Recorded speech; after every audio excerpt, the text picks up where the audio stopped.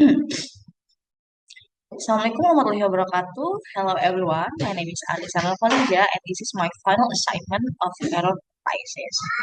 So, I already watched that video from the link that have been shared with me and I watched that video carefully and I listened to that video carefully and maybe these are some error analysis from that video.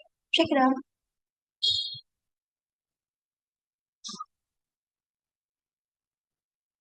The first error is facultas of nursing.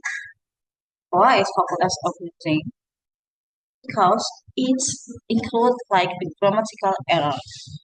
Because replace facultas with faculty in accordance with modern English vocabulary.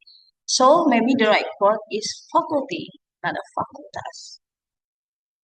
And for the classifying of error, it's included in interlingual transfer. Because I assume that the influence of the mother tongue causes errors in the target language.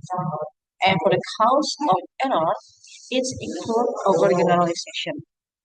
I assume that the speaker might have thought that adding of nursing to any word was enough to make the phrase correct, without checking that the best form of the word matched. And uh, for the for the evaluating, it includes communicative error. Because in this case, the use of facultas instead of faculty may confuse the reader or recipient of the message, especially if they are not familiar with the word facultas in an academic or Latin context.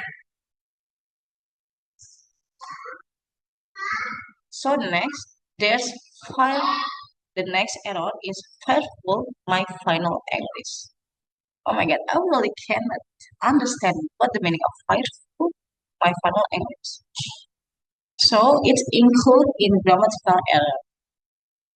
Errors in a grammatical structure and syntax. I assume that the speaker might want to say finally full. This is my final English. Or maybe like fulfill my final English. And for the classifying of error, it's included in intralingual transfer. I assume that this error results from rudimentary English learning, such as overgeneralization.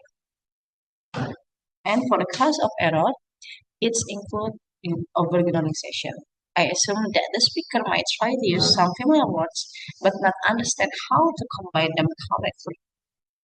And for the evaluating, it's included in communicative error. The phrase "fearful my final English" has no clear meaning or specific context that can be easily understood.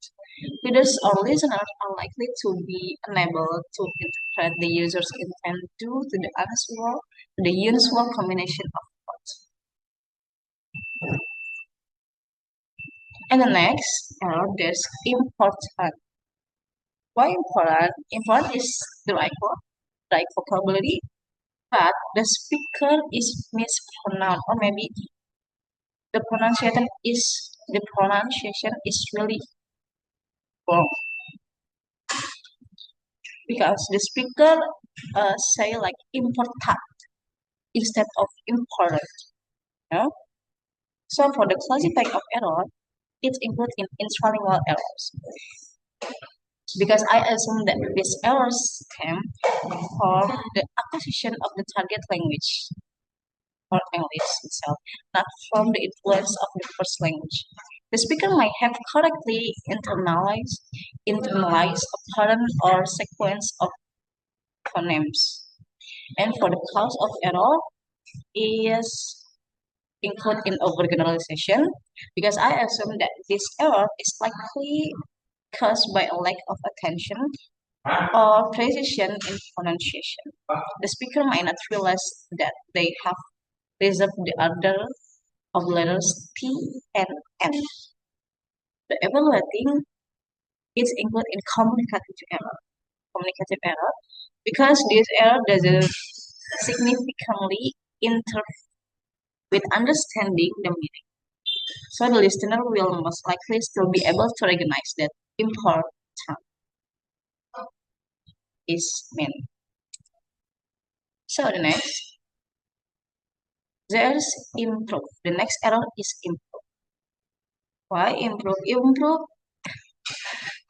Improve is right word, is a right vocabulary, improve. But again and again, the speaker is mispronounced. Or maybe the pronunciation is wrong, is not right. She sound like improv, not improve. So she says improv instead of improve. So for the classifying of error, it's included in interlingual errors. I assume that the influence of the first language can lead to the pronunciation of V sounds that do not exist in L1, or maybe the first language being replaced with more familiar sounds such as P, P. And for the cause of error, it's included in false concept hypothesis. Because I assume these errors arise if the learner has a false understanding of how certain sounds or spelling work in English. So the learner or maybe the speaker false understanding of how certain sounds or spelling work in English. And for the evaluating, it's included in communicative error. Because this error arises in the context of communication, possibly pronunciation, despite the incorrect form, the learner is trying to convey a certain meaning.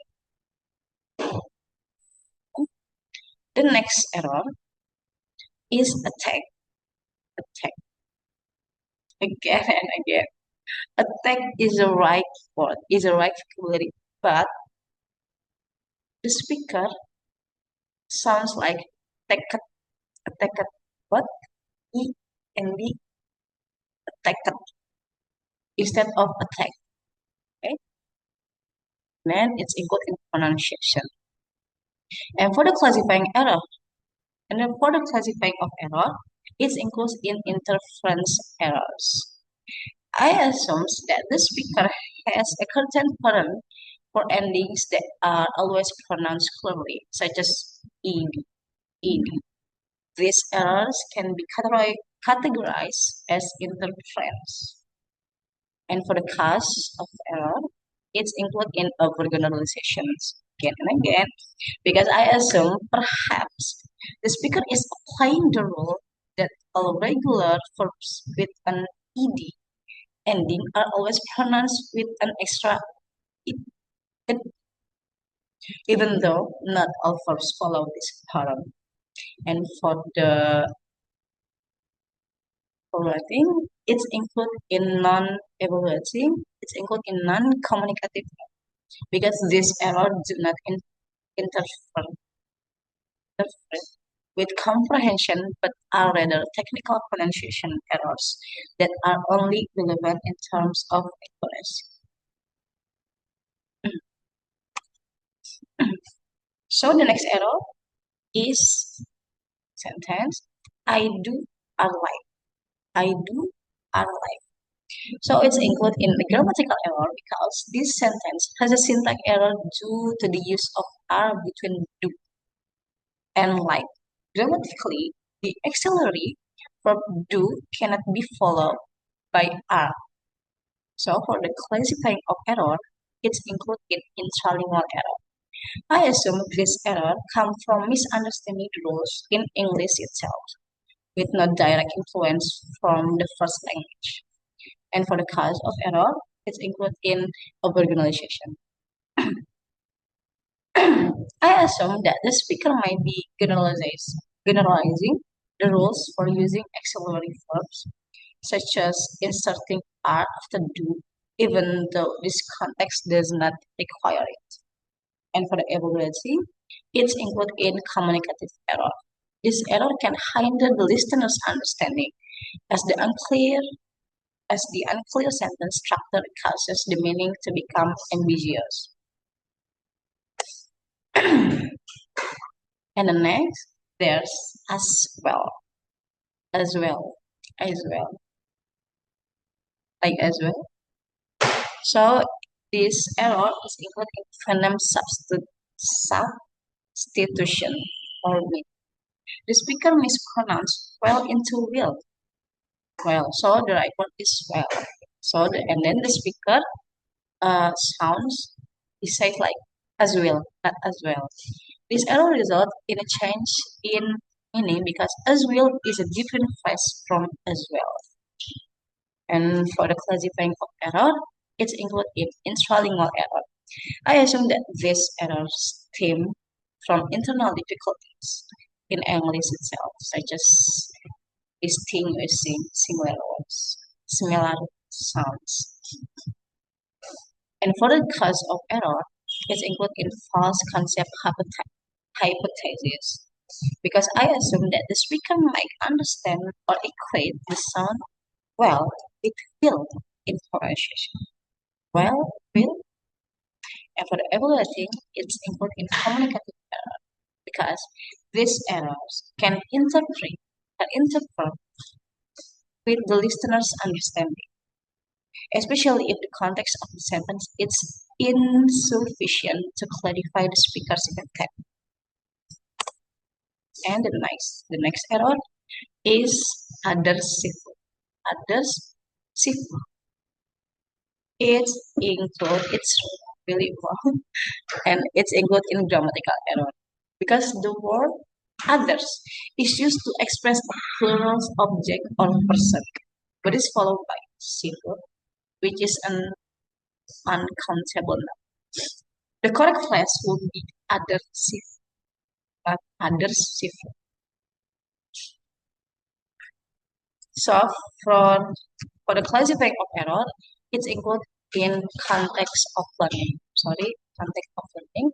I assume perhaps that speakers' learning environment did not place enough emphasis on the difference between other and others.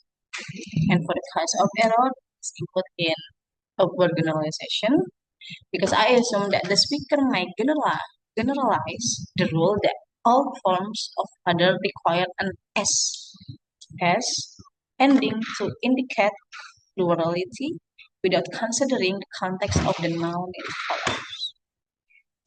And for the evaluating, it's included in communicative error. This error can interfere with the listener's understanding because the form adversive is not clear in the context of correct English grammar. And the next error is such. Such is a right phrase, is a right word, but again and again the speaker is mispronounced.